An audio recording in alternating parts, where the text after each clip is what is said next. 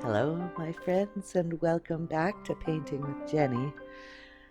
Last time we'd done these two really luscious green pours to remind us of a rainy day, and today they're dry, so I figure we're gonna be doing the little frog on the one. So this is the one I've chosen to put the frog on. I'm really happy with how it dried. I'm just gonna start right in. Just laying him out here as best I can using that green that's in there.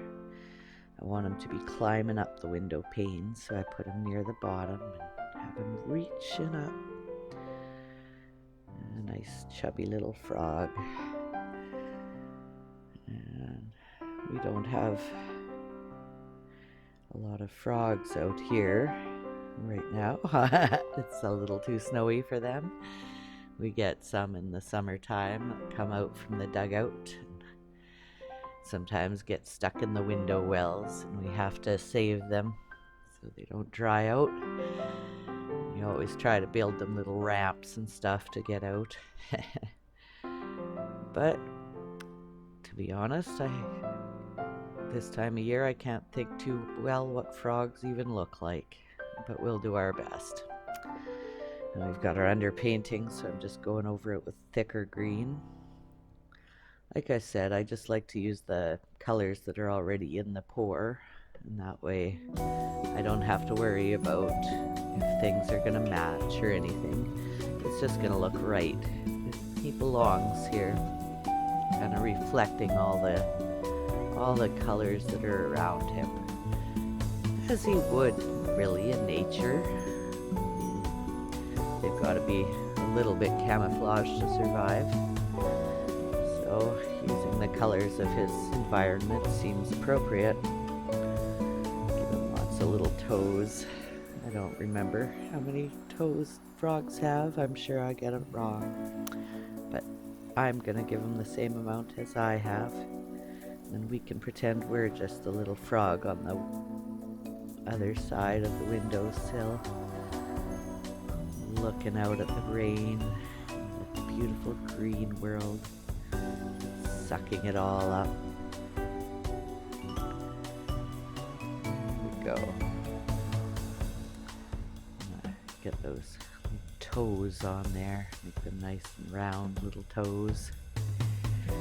I like frog toes, the way they stick to things like little suction cups. Gotta get that feeling of them being kind of neat round way. Here we go. I think we're gonna have to bring in a much paler color here. Get highlights going on, but I think we've got our shape pretty well laid out. I was thinking about doing it as a silhouette, but I kind of want to put a bit of an actual frog there. I'm not much for high realism stuff, and I don't have very small paintbrushes, but the one I've got should do well enough for what we're doing. After all, we're always trying to get feelings more than exact accuracy. Alright, gotta take a couple shots.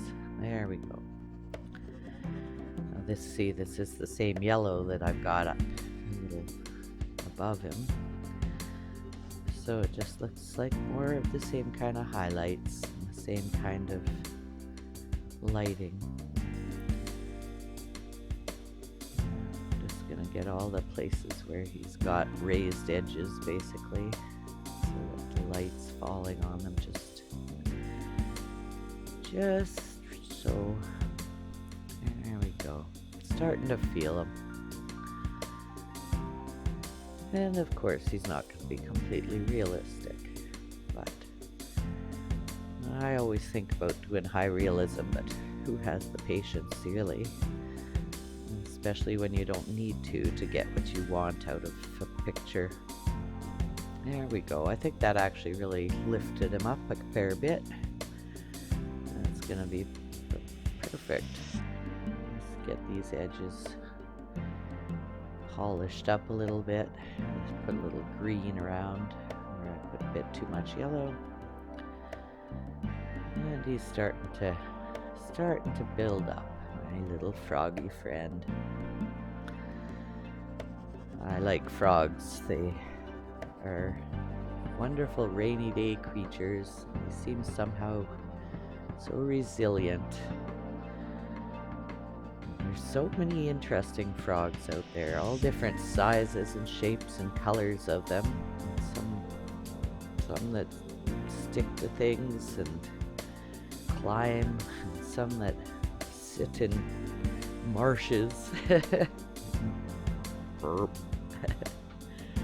And just did up a quick stencil for this one. So I'm just gonna whip that up. I told you I would put a leaf on it. I wasn't lying. So there we go. Had to do a nice leaf to match our frog. Give him something to aim for, something to be climbing towards. Let's get my edges here. There we go, all done. Let's pull that off, and what do you reckon? We got two nice paintings done.